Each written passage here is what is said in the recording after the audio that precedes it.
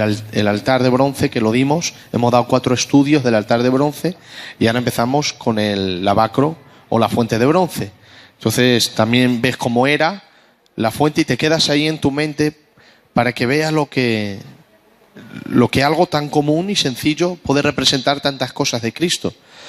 El altar de bronce, hemos dado 4 estudios del altar y vas a ver qué sencillo era y había más. Hay más para sacar similitudes del altar con Cristo. Pero bueno, lo hemos dejado ahí para ya pasar a otro utensilio del tabernáculo. Entonces, vamos a apagar la luz, ¿vale? Y lo vamos... ¿Se puede poner ya, Adolfo? ¿Ya? Pues vamos a apagar las luces.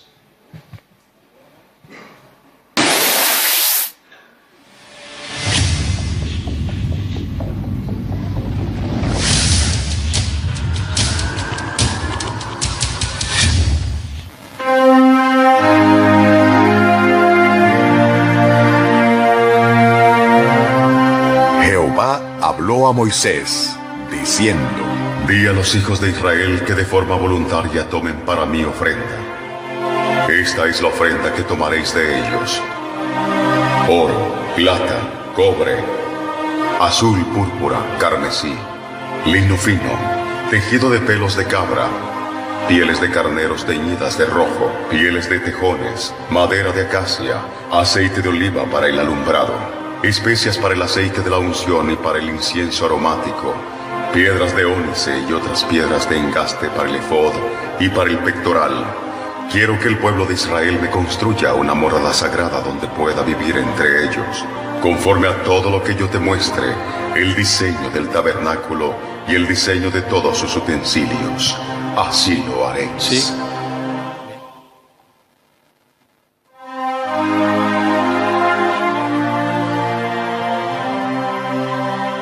Y harás para el tabernáculo tablas de madera de acacia. La longitud de cada tabla será de 4 metros 45 centímetros de alto por 67 de ancho.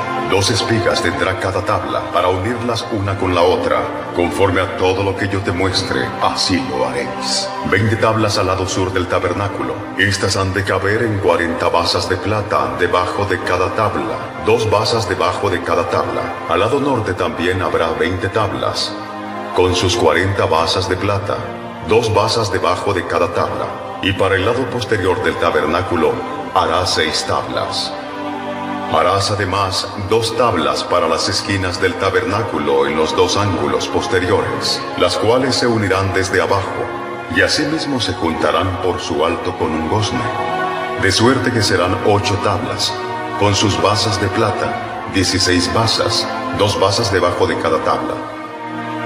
Harás también 5 barras de madera de acacia para las tablas de un lado del tabernáculo, y 5 barras para las tablas del otro lado del tabernáculo, y 5 barras para las tablas del lado posterior.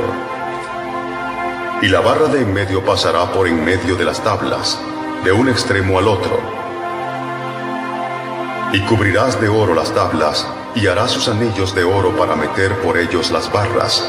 También cubrirás de oro las barras.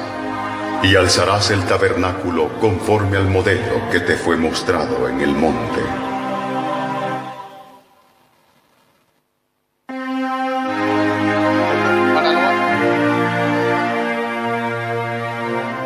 Asimismo harás el... Vale, mirad, lo que he hablado de las tablas eran estas, 48 tablas de madera, recubiertas todas de oro, y debajo de las tablas, de cada tabla, 2 basas de plata, para sujetarla, ¿vale? Entonces, 48 tablas de madera, 96 basas de plata. Esto era de lo que estaba hablando antes. Esto es el altar de bronce, y esto la fuente de bronce. Y todo esto de aquí, alrededor, eso era lo que es el tabernáculo de reunión, ¿vale? Aquí era la entrada, el altar, la fuente, el lugar santo aquí hasta la mitad y el lugar santísimo hasta aquí, que estaba recubierta por las cortinas que había. La primera cortina de colores, rojo, carmesí, púrpura. La segunda, pelo de cabra. La tercera, pieles de carnero teñidas en rojo. Y la cuarta, piel de tejón, que era lo que tapaba todo. Entonces, bueno, ahora seguimos. Vamos a ver el altar. el atrio del tabernáculo, el cual tendrá cortinas de lino fino. Al lado sur, las cortinas tendrán una longitud de 44 metros. Ellas serán sostenidas por 20 columnas y 20 basas de bronce. Los capiteles de las columnas y sus molduras serán de plata. De la misma manera, al lado norte, habrá a lo largo cortinas de 44 metros, con sus 20 columnas y sus 20 basas de bronce. Los capiteles de sus columnas y sus molduras serán de plata. El ancho del atrio, del lado oeste, tendrá cortinas de 22 metros de largo, sostenidas por 10 columnas con sus 10 basas. En el ancho del atrio por el lado oeste, habrá también 22 metros de longitud. La entrada del atrio se ubicará en el lado oeste y tendrá 2 cortinas. La cortina al lado derecho de la entrada tendrá 6 metros 60 de largo, sostenida por 3 columnas y sus 3 basas. La cortina en el lado izquierdo también tendrá 6 metros y 60 centímetros de largo, sostenida por 3 columnas y sus 3 basas. Para la puerta del atrio habrá una cortina de 8 metros 80 de largo. Hazla de lino fino y decórala con hermosos bordajes hechos con hilos color azul, púrpura y carmesí. Será sostenida por 4 columnas y sus 4 basas. Todas las columnas alrededor del atrio estarán unidas por capiteles y corchetes de plata. Las columnas deben estar conectadas a basas de bronce, de modo que la longitud de todo el atrio será de 44 metros por 22 de ancho, con cortinas de 2 metros y 20 centímetros de alto, hechas de lino fino. Las basas que sostienen sus muros serán de bronce. Todos los utensilios del tabernáculo en todo su servicio, y todas sus estacas y todas las estacas del atrio serán de bronce. Y mandarás a los hijos de Israel que te traigan aceite puro de olivas machacadas para el candelero, de modo que arda continuamente. El candelero será colocado afuera del velo que está delante del testimonio, en el tabernáculo de reunión. Aarón y sus hijos pondrán las lámparas en orden para que ardan delante de Jehová desde la tarde hasta la mañana. Este es un estatuto perpetuo de los hijos de Israel, y debe ser cumplido por todas sus futuras generaciones.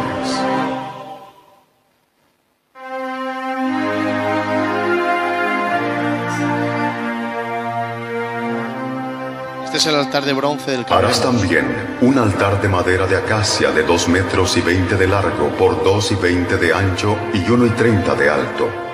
Y le harás cuernos en sus 4 esquinas, de tal manera que formen una sola pieza con el altar. Cubrirás el altar de bronce. Sus calderos para recoger la ceniza, sus paletas, sus tazones, sus garfios y sus braseros serán todos de bronce. Le harás un enrejado de bronce y harás un anillo de bronce para cada una de sus 4 esquinas. Pon la rejilla dentro del cerco del altar abajo, hasta que llegue a la mitad del altar. Harás también varas de acacia para el altar, las cuales cubrirás de bronce. Y las varas se meterán por los anillos y estarán a ambos lados del altar cuando sea llevado. El altar lo harás hueco, de tablas, de la manera que te fue mostrado en el monte.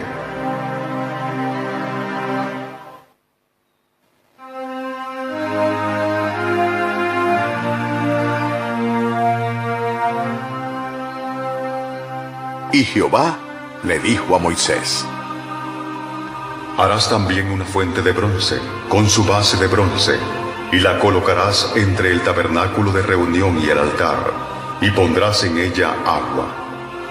Y de ella se lavarán a Aarón y sus hijos las manos y los pies, cada vez que entren en el tabernáculo de reunión, y cuando se acerquen al altar para ministrar, para quemar la ofrenda encendida para Jehová. Siempre se lavarán con agua antes de ministrar, para que no mueran.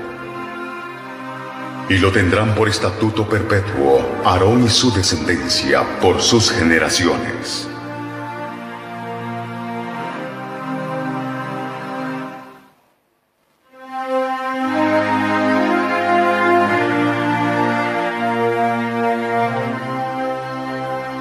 Harás una mesa de madera de acacia, de 88 centímetros de largo, por 44 de ancho y 66 de alto.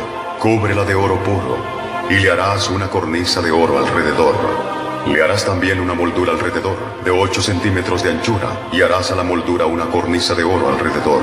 Y le harás 4 anillos de oro, y los pondrás en las 4 esquinas de las patas. Estos anillos servirán de soporte de las varas que llevan la mesa. Harás las varas de madera de acacia y las cubrirás de oro. Harás también de oro fino sus platos, sus cucharas, sus cubiertas y sus tazones con que se libará. Y pondrás sobre la mesa el pan de la proposición delante de mí continuamente.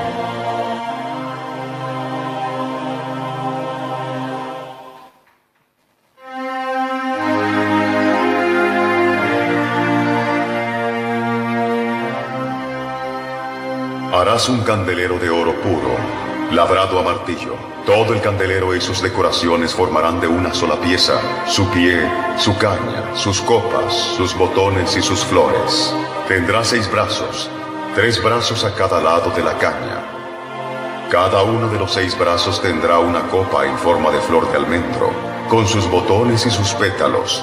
La caña central del candelero estará decorada de 4 copas en forma de flor de almendro, con sus botones y sus pétalos. Habrá un botón debajo de cada par de brazos que salen de la caña central. Las decoraciones y los brazos serán de una pieza con la caña, y deben ser labrados a martillo, de oro puro. Luego harás para el candelero 7 lamparillas, las cuales encenderás para que alumbren hacia adelante. Las despabiladeras y los platillos deben también ser hechos de oro puro. Necesitarás 34 kilos de oro fino para hacer el candelero y todos los utensilios. Cerciórate que hagas todo conforme al modelo que te he mostrado aquí en el monte.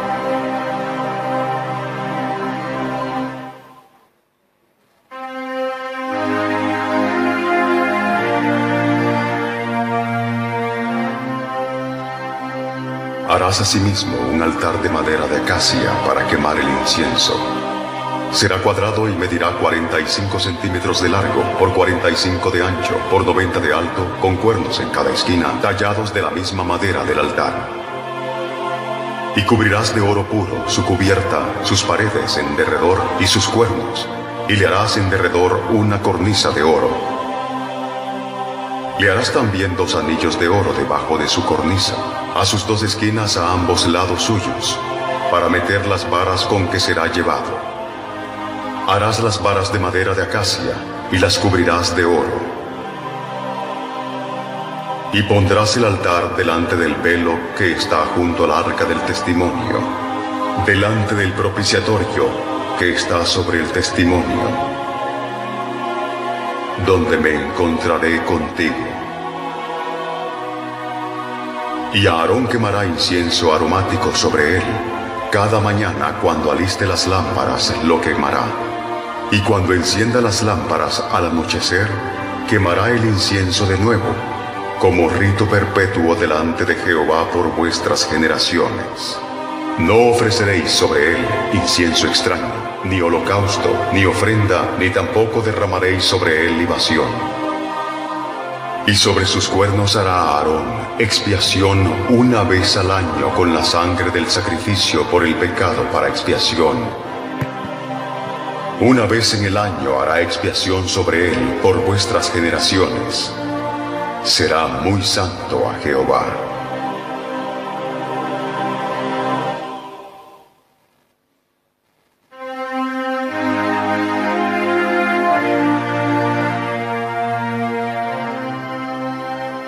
Haz también un arca de madera de acacia, de 1 metro y 10 centímetros de largo, por 66 centímetros de ancho, por 66 de alto. Y la cubrirás de oro puro por dentro y por fuera, y harás sobre ella una cornisa de oro alrededor. Fundirás 4 anillos de oro, que pondrás en sus 4 patas, 2 anillos en cada lado. Harás unas varas de madera de acacia, las cuales cubrirás de oro. Y meterás las varas por los anillos a los lados del arca, para llevar el arca con ellas. Estas varas nunca deberán quitarse de los anillos, deben dejarse allí permanentemente. Cuando se termine el arca, pondrás dentro de ella las tablas de piedra inscritas con las cláusulas del testimonio que te daré. Y harás un propiciatorio de oro fino. Su longitud será de 1 metro y 10 centímetros de largo por 66 de ancho. Harás también 2 querubines de oro, labrados a martillo, y los colocarás en los 2 extremos del propiciatorio. Colocarás a un querubín en cada extremo del propiciatorio, de una pieza con él. Y los querubines tendrán sus rostros el uno enfrente del otro, mirando al propiciatorio con sus alas extendidas por encima de él. Coloca dentro del arca las tablas de piedra inscritas con las cláusulas del testimonio que te daré. Luego coloca el propiciatorio encima del arca. Y de allí me declararé a ti, y hablaré contigo de sobre el propiciatorio, de entre los dos querubines de oro que están sobre el arca del testimonio. Desde allí te diré mis mandamientos para los hijos de Israel.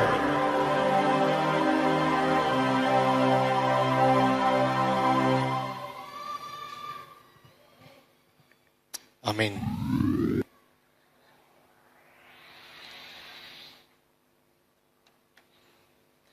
Gloria al Señor. Más o menos, ¿os habéis enterado bien? Sí, se ve bien, ¿no? Todo. Sí. Bueno, pues el altar del que hablemos, que hay 4 estudios ahí, pues era el altar de bronce que vimos. Ha visto sus dimensiones, los cuernos que había. Ahí se hacía el sacrificio por el pecado. Y luego un poquito más adelante estaba la fuente de bronce, que ahí se lavaban los sacerdotes las manos y los pies para ministrar al Señor dentro del santuario. El santuario se dividía en lugar santo y santísimo, como hemos visto. En el lugar santo estaba este lado, lo que daba luz, el candelabro. A este otro lado la mesa que hemos visto, los panes de la proposición, que había 12 panes representando a las 12 tribus de Israel, y cada sábado se cambiaban. Cada sábado se cambiaban por panes nuevos. Y en este lado estaba el altar de oro, que era el altar de incienso, que el sacerdote ofrecía incienso aromático al Señor por la mañana y por la noche. Y luego la cortina, ¿habéis visto el altar de oro? El último altar que hemos visto, que había una cortina. Luego, detrás de esa cortina, el lugar santísimo, que es lo que estaba el arca, que es lo último que hemos visto, con los 2 querubines de gloria. Y entre el arca y los querubines, en medio había una luz que se llama Séquina. Era una luz brillante, y ahí Dios hablaba con Moisés. Y la Biblia dice que Moisés oía su voz. Le daba los mandamientos y Moisés se los daba al pueblo.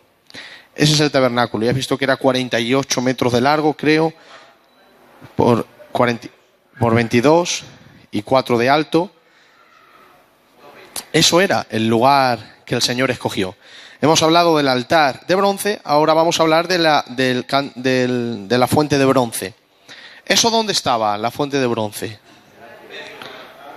En la calle, por así decirlo, aunque primero había una de estas, pero eso estaba, ¿cómo se llama eso? Atrio. ¿Vale? Luego dentro, lo que hay, que está el candelabro, los panes, la mesa y el altar, ¿cómo se llama eso? Y luego detrás de la cortina, que está el arca, el Santísimo. Vale. Bueno, pues pon ahí fuente de bronce. Se me olvida el nombre siempre, por eso, fuente de bronce. Vamos simplemente a estar, un par de minutos hablando de la fuente de bronce, y ya para la semana que viene daremos la procedencia del material de la fuente y la función de la fuente. Hoy simplemente vamos a hablar un poquito de la fuente de bronce. Eso está en Éxodo capítulo 30. Fuente de bronce, Éxodo capítulo 30 y versículo 17 hasta el 21. Hay cosas muy interesantes tocante a la fuente de bronce y cosas preciosas. Fuente de bronce, Éxodo 30, 17 hasta el 21. Pone ahí que era por así decirlo, era un receptáculo hueco. ¿Ha visto que lo ha dicho que era hueco? Un receptáculo hueco, con capacidad para poder contener agua. Eso era la fuente de bronce. Un receptáculo hueco con capacidad para contener agua. El sacerdote no metía la mano en la fuente. sino abajo, ¿no habéis visto que tenía unos tubos? La fuente tenía unos tubitos pequeños. Es ahí que salía el agua. Él se lavaba las manos y los pies, pero no metía la mano. Un receptáculo hueco con capacidad para contener el agua. Pon ahí, número 1, estaba hecho de bronce. O sea, era madera recubierta de bronce. Estaba hecho de bronce. Pon ahí como el altar de bronce.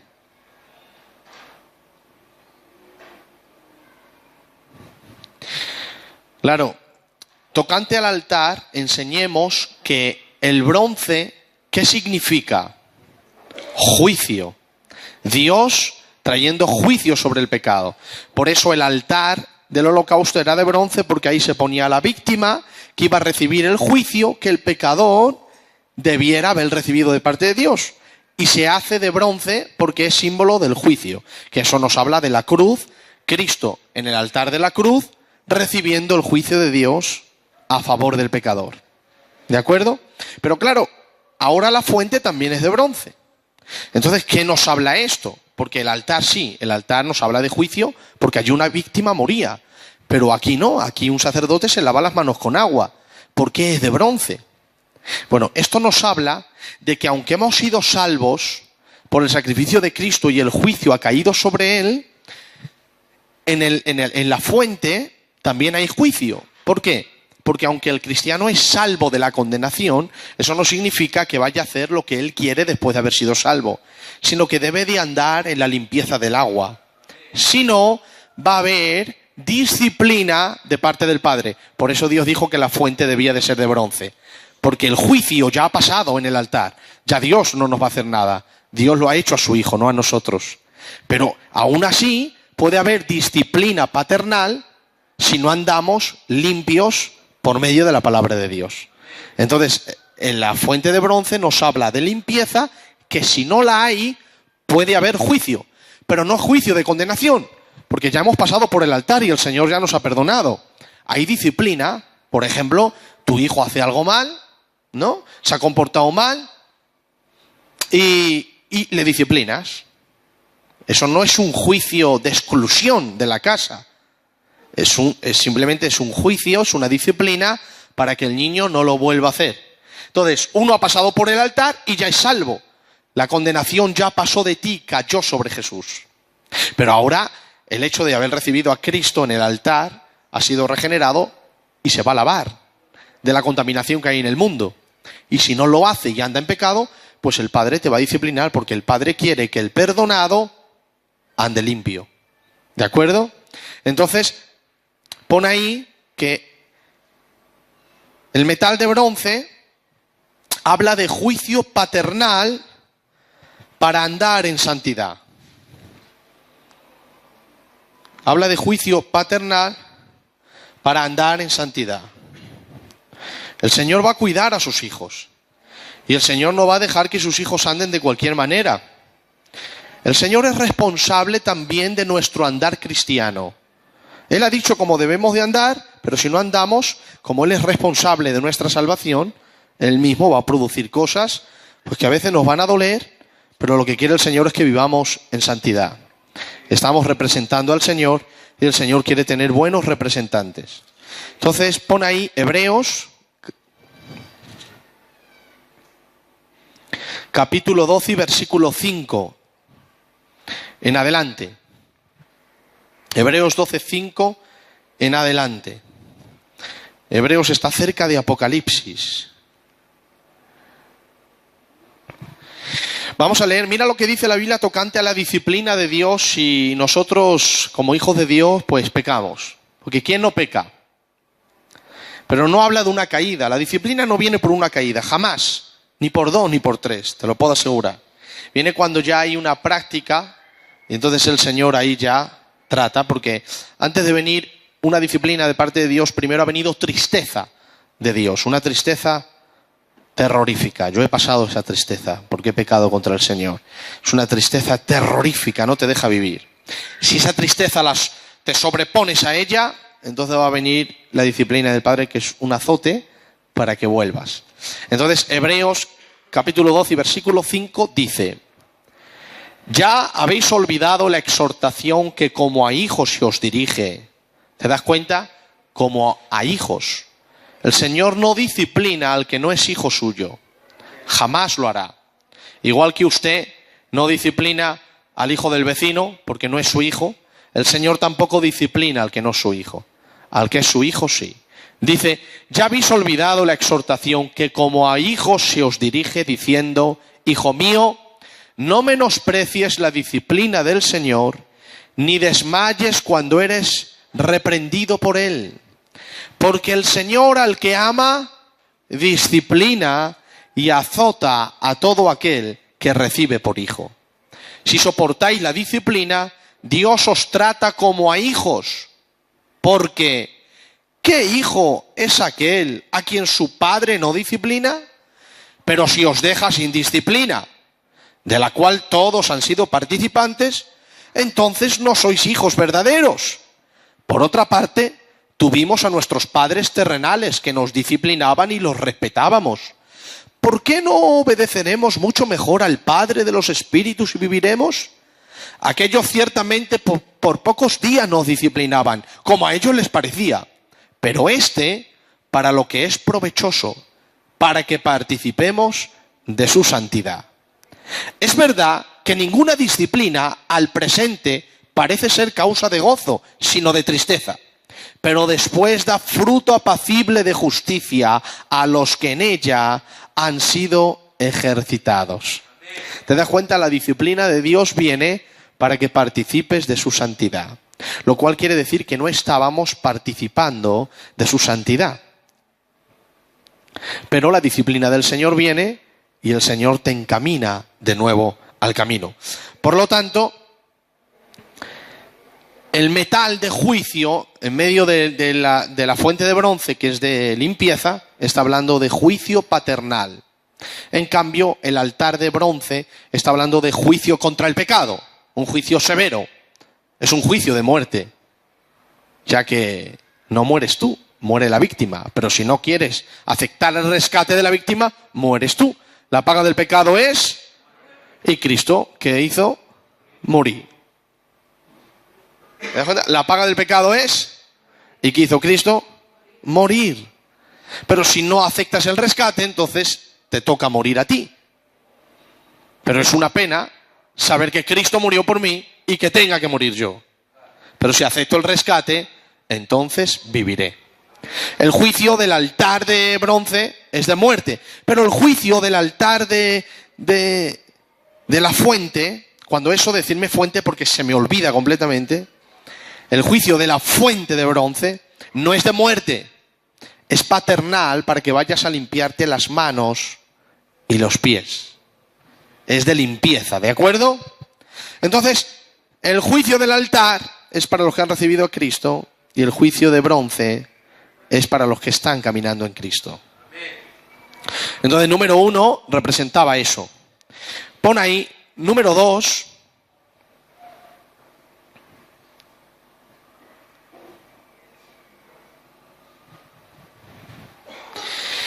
El altar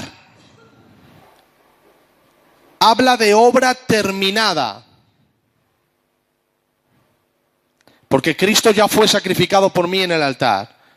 No hay dos sacrificios. Cristo no va a morir dos veces. Lo hizo una, y la Biblia dice, con un solo sacrificio ha hecho para siempre perfecto a los santificados. Entonces, el altar habla de obra terminada. ¿Qué dijo Cristo en la cruz del altar? Consumado es, que significa terminado. Entonces, el altar habla de obra terminada, pero la fuente, pon ahí, la fuente de agua, habla de una vida santa. La fuente de agua habla de una vida santa que corresponde al que ha sido lavado por la sangre. Entonces, lo vuelvo a leer. El altar, donde se sacrificaba la víctima y había sangre, habla de obra terminada. Es la muerte de Cristo a mi favor. La fuente de agua habla de la vida santa que corresponde al que ha sido lavado por la sangre. Es decir, el que ha sido lavado por la sangre de Cristo en la cruz, ahora se lava en el agua de la palabra. La sangre es una vez y para siempre. El agua corresponde a una vida diaria que la palabra te va limpiando. La justificación es una vez y para siempre. Dios no está justificando a sus hijos por sus pecados. Hoy sí, mañana les quito la justificación. Hoy les declaro justos. No, mañana ya son culpables. No, es una vez. Dios te declara justo y chimpún. El nuevo nacimiento es una vez. Se nace una vez y se muere una vez. No puede estar uno naciendo. Ahora me muero, ahora me aparto del Señor, ahora me muero. Eso no existe en la Biblia. Naces una vez y chimpún. Eres justificado una vez y chimpún. Ahora, la santificación es progresiva. Entonces, el altar habla de obra terminada, la fuente habla de la vida santa que corresponde al que ha sido lavado por la sangre. Juan 13:10, vamos a leer este versículo y unas palabras muy interesantes del Señor, pues que precisamente hablan de lo que acabo de hablar. Juan, capítulo 13 y versículo 10.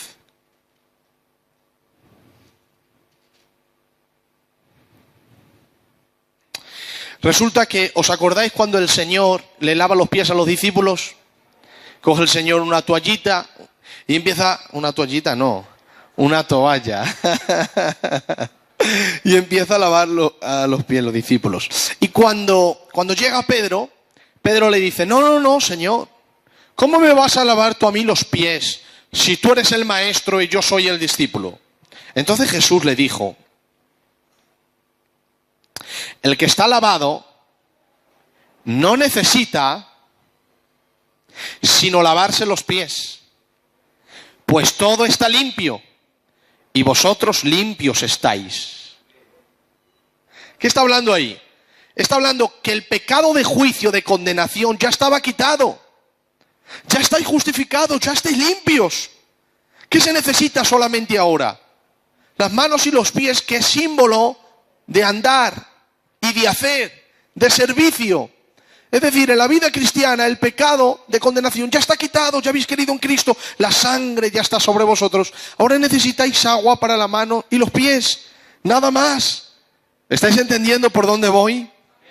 Yo creo que me estoy explicando sencillo, de verdad. En el altar la sangre te limpia por completo y quita la condenación. Y en la fuente es símbolo de servicio cristiano. No que te tengas que limpiar porque te condenas. No, la condenación ya está quitada, ya fue limpiada. Aquí es símbolo de vida cristiana. Que si te manchas, el Señor te disciplina porque eres hijo y lo que quiere es que te limpies. Por eso Pedro dice, no me laves. Y dice él, Pedro, escucha, que el que está limpio solo necesita lavarse los pies y las manos. Pero vosotros ya estáis limpios por la palabra que os he hablado. Es decir, ya estáis justificados, ya estáis perdonados, ya habéis sido recibidos. Simplemente que ahora en el servicio de la vida cristiana necesitáis descontaminación de cosas que vais arrastrando en el camino de la vida cristiana. Nada más. Y ahí está muy bien escrito. Jesús le dijo, el que está lavado no necesita sino lavarse los pies, pues estáis todo limpio y vosotros limpios estáis. Ahí terminó diciendo, aunque no todos. Ahí estaba hablando de Judas Iscariote. Pero ya estaban todos justificados, ¿te das cuenta? Entonces, el altar habla de obra terminada, la fuente de la vida santa que corresponde al que ha sido lavado por la sangre. Segunda de Corintios 7:1, hay un versículo también que habla a los cristianos, que habla de que debemos de seguir limpiándonos de las contaminaciones del mundo, pero ya hemos sido perdonados. Dice, 2 de Corintios 7:1, así que, amados, puesto que tenemos tales promesas, limpiémonos de toda contaminación de carne y de espíritu, perfeccionando la santidad en el temor de Dios. Entonces, ¿qué dice? limpiémonos de toda contaminación de carne y de espíritu, perfeccionando la santidad en el temor de Dios. Date cuenta que no dice perfeccionando la santidad en el amor de Dios. ¿Por qué no dice en el amor? Porque el amor, a través de los deseos de la carne y de seguir pecando, se puede apagar. Se enfría. La Biblia dice que se enfría. El amor de muchos se enfriará, dice la palabra. Entonces, la pasión se enfría, el amor se enfría. ¿Qué es lo único que te queda en el recuerdo? La disciplina paternal. Por eso uno no puede perder el temor. Porque aunque el temor falle y lo hayas perdido, la disciplina no fallará, vendrá. Por eso dice, perfeccionando la santidad en el temor de Dios. Entonces, número 1, el metal de bronce en la fuente nos habla de juicio paternal para que no nos torzamos en pecado. Número 2, el altar habla de obra terminada y la fuente habla de una vida santa que corresponde al que ha sido lavado por la sangre. Y número 3, y con esto terminamos,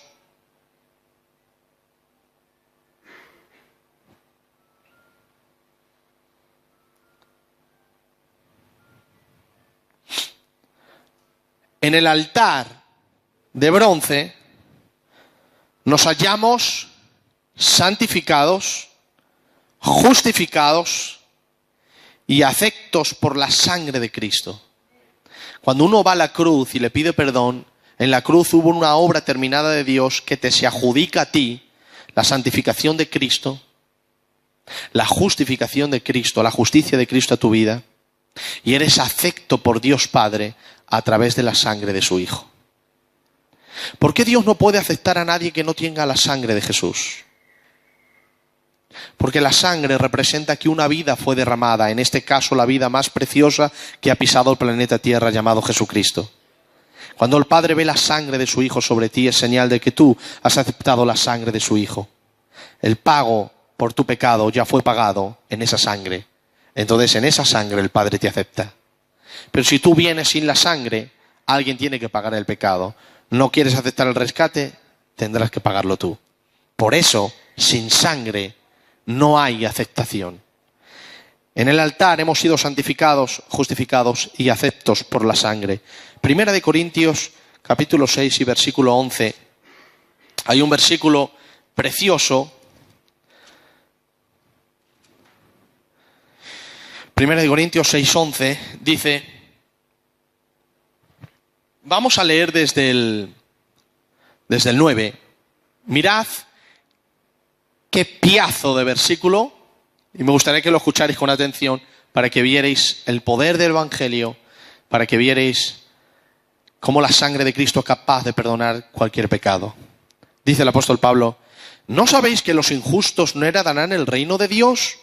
No erréis, ni los fornicarios, ni los idólatras, ni los adúlteros, ni los afeminados, ni los que se echan con varones, ni los ladrones, ni los avaros, ni los borrachos, ni los maldicientes, ni los estafadores heredarán el reino de Dios.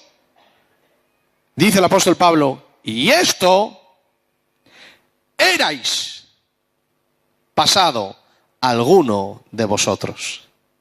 Esto erais. En el pasado había gente ahí que había fornicado, que eran idólatras, que eran adúlteros, que eran afeminados, que eran ladrones, que eran borrachos, que eran maldicientes, pero ahí se toca la trompeta final de la victoria del Evangelio y dice, y esto erais alguno de vosotros. Dice, mas ya, presente, mas ya habéis sido lavados, ya habéis sido santificados, ya habéis sido justificados. ¿Qué poder tiene el Evangelio? A hombres y mujeres tan pecadores, la sangre de Cristo los justifica, los declara inocentes. Eso significa justificación, sin culpa. No tienen culpa de sus pecados. Inocentes. ¿Cómo que inocentes? Se han pecado, pero el Cordero se llevó su pecado y pagó la condena de su pecado. Sin culpa. Los santifica, los aparta para Dios. Y los limpia por la sangre de Cristo, los lava, y entonces ya están limpios. En el altar hemos sido santificados, justificados y aceptos por la sangre de Cristo. Pero la fuente de bronce, para mantener la comunión con Dios, se necesita andar en luz y limpieza. Esas son condiciones, no para mantener mi salvación, esa ya me la dio Cristo. Es para mantener la comunión por la cual el Señor ya me perdonó. Date cuenta que hablo de comunión, no digo que a través del pecado ya se pierde. Sabéis que yo creo que la salvación se pierde, pero no como se ha enseñado en Filadelfia, sino que yo creo que se pierde a través de la apostasía, como dice la Biblia, no por el pecado, a través de la apostasía.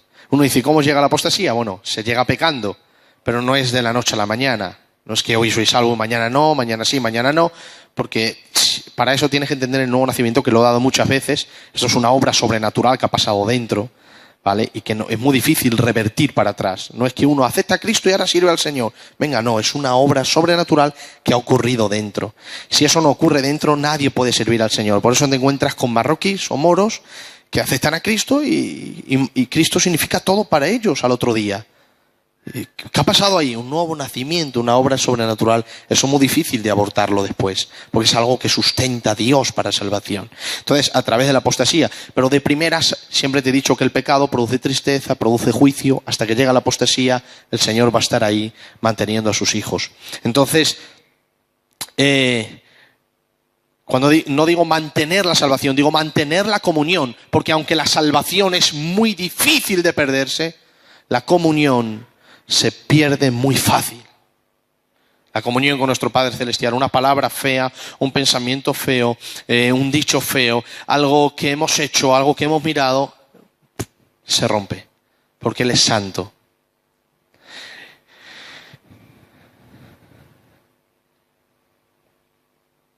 Primera de Juan, capítulo 1, versículo 7.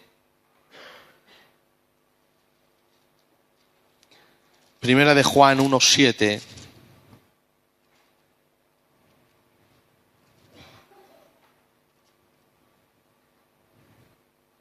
Dice, pero si andamos en luz, como Él está en luz, tenemos comunión unos con los otros y la sangre de Jesucristo, su Hijo, nos limpia de todo pecado.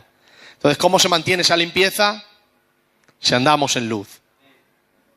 Entonces, como somos hijos de luz, nuestro fruto es dar luz. Y así somos purificados. Efesios 5:25. Efesios 5:25.